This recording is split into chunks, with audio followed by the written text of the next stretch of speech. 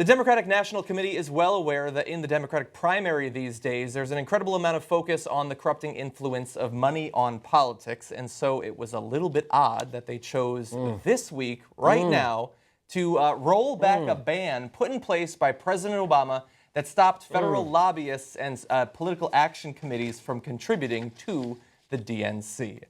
Good timing there, although Debbie Wasserman Schultz never admits to any of her wrongdoing or manipulating to try to advantage Hillary Clinton, so I'm sure she'll weather this just fine. But we do have a statement on why they felt the need to do this right now. The communications director of the DNC said, the DNC's recent change in guidelines will ensure that we continue to have the resources and infrastructure in place to best support whoever emerges as our eventual nominee. And this rolling back of Obama's sort of token, well, more than a token, but it was something that was done to get some of the money out of politics, at least on the Democratic side, follows last summer when the DNC announced it was lifting a ban on lobbyist contributions to convention-related expenses. At the time, DNC officials said the move was necessary because Congress had eliminated about $20 million in federal funding for the quadrennial party gatherings. You don't hear the word quadrennial used a lot conversationally. You don't very well, no. So this news comes out today, but they had apparently quietly introduced this during the past couple of months. They're like, yeah, let's just ignore that rule and not tell anybody. Oh, okay, yeah, by the way, yeah, we're ignoring that rule going forward. We've already been taking money. Yeah. It says here in the Washington Post that some suggested it could provide an advantage to Hillary Clinton's fundraising efforts. That probably has nothing to do with it. So now, does it look bad in the middle of an election where at least one of your candidates is saying, hey, we should be the honest party, the one that is not beholden to millionaires and billionaires and lobbyists and super PACs? I think you're pronouncing that wrong. Millionaires and billionaires. Millionaires and billionaires. Yeah, well, it seems like you're ceding the ground to the Republicans, saying, oh, no, we just really want to make it absolutely clear that we're equally corrupt. Yes. Okay, the DNC and RNC. Now, but there's a twisty twist here. I'll defend them a little bit. I would not do unilateral disarmament. So President Obama did this quote-unquote symbolic move, but I hated the move on two grounds. One, you've got this boat leaking everywhere. There's super PAC money, dark money coming into the Democratic Party in 1,000 different ways, including to President Obama. And he goes, okay, we'll plug this one and this one at the DNC. No super PACs and no lobbyists, just at the DNC. Yeah, but the whole thing's leaking, right? And so you need to fix what's causing the leak, not just plug two of the holes, right? So it was a weird, stupid Band-Aid that didn't make any sense. And now, on the other hand of it, well, you are giving the DNC a weird disadvantage against the RNC. If you're not going to fix the leaks and what's causing the leaks, well, don't disarm your DNC and let them keep getting super PAC and lobbyist money. So Bernie Sanders wants to run on not taking super PAC money. Have at it, Hoss. We love you for it, and that's apparently a lot of people do, and that's why you're surging, right? But I think that if you're the DNC and you're stuck with this system, number one, you should try to fix it, and that's their number one problem, that they're not trying to fix it. But if you're living and playing within that system, then I think you got to fight as hard as you can and play by those rules. That's my sense of it. I mean, I think it makes, what you're saying about not wanting unilateral disarmament makes some sense when you're talking about the DNC versus the RNC. But we do like that Bernie Sanders has disarmed unilaterally in terms of not coordinating with super PACs versus Hillary Clinton. And not just because it fits with what we want eventually to get out of politics, but also because it provides him with certain advantages today. I mean, he's brought it up a couple of times. Every once in a while, he brings it up, and people like that. And if he becomes the eventual nominee, he theoretically would have been able to say, here are even more ways that we're different from the Republicans, which doesn't necessarily work if it's Trump, I guess, since he self-funds the campaign, as in he takes donations, but not from super PACs. But now they can't make that case quite as much as they would have been able to.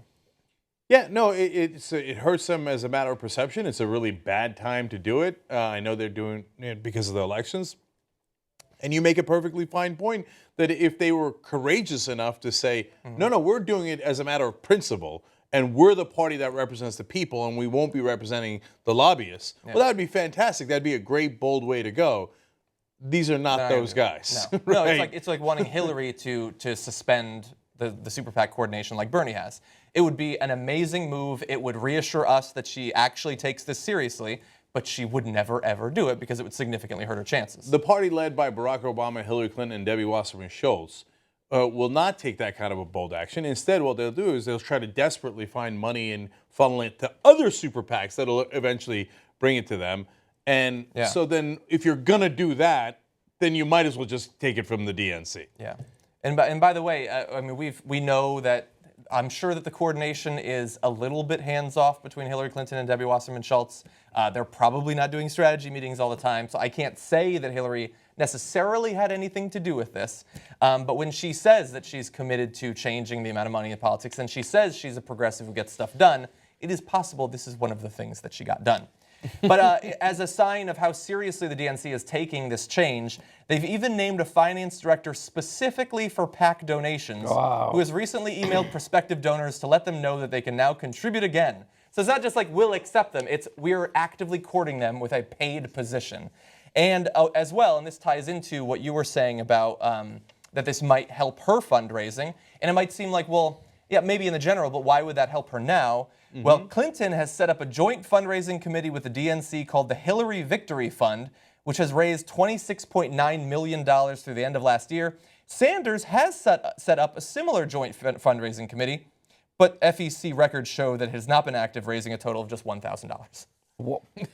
That's a lot of $27 donations right there. So I'll just, I don't see how this helps Bernie Sanders, this hurts Hillary Clinton. The news of this getting out helps Bernie Sanders. It feeds right into his narrative, and it feeds right in against the narrative of Hillary Clinton. So this might eventually be beneficial to Bernie Sanders in a way, right? It might eventually be beneficial to Hillary in a way. Right now, it's not good for her, I don't think. I think because right now she needs to win the battle of ideas, which she's losing, and because of these devices, people can find out about Bernie Sanders right away now, and I think that's why she's going to lose again. And people forget that in 2007, I mentioned it last night, in 2007, all the Democrats who were running for president, Christopher Dodd, Barack Obama, were making the case that Hillary was unelectable. 50% of Americans said they won't vote for you under any circumstance. Chris Dodd said that on the debate stage. So let's remember, that's Chris Dodd, okay? So let's remember, she's a bad candidate. She's flawed. This hurts her. This is going to this exacerbates, this shines a light on all the things people don't like about Hillary Clinton. And it shines a light on all the things people like about Bernie. Well, as we explained in our live coverage of the debate last night, she's damned if she does, damned if she doesn't. If she doesn't take money, Bernie Sanders is raising money like crazy from the American people. Well, she's going to get outspent, and she's going to lose her only advantage. If she does continue to take this super PAC money, well, then she loses the battle of ideas. So damned if she does, damned if she doesn't. That Bernie's put her in a hell of a corner. And don't underestimate what a bold and unbelievably courageous move it was for Bernie Sanders not to take super PAC money. Because it is conventional wisdom in D.C. and has played out in reality that if you don't take super PAC money, you're dead in the water, right? Yeah. That was, like, for example, Buddy Romer on the Republican side. Now, I know it's on the Republican side. Said, I'm not taking super PAC money. I'm not taking any donation over $100. Well, dead. They immediately dismissed him. He didn't even get into the debates, wasn't able to raise money. It was bold. No. Yeah. I mean, I think it was less bold than you think it was because the whole, if he's running his entire campaign, I mean, it's right. He is just one issue. The issue is arguably the entire economy, which is it's a pretty big issue. But if his second issue is get money out of politics, then and you're running the sort of outsider campaign, you can't. You got to do it. The great thing for Bernie is that many donations. You probably wouldn't get many anyway. But it's worked out, and so now obviously he can't do it. But now he doesn't need to because he keeps getting $30.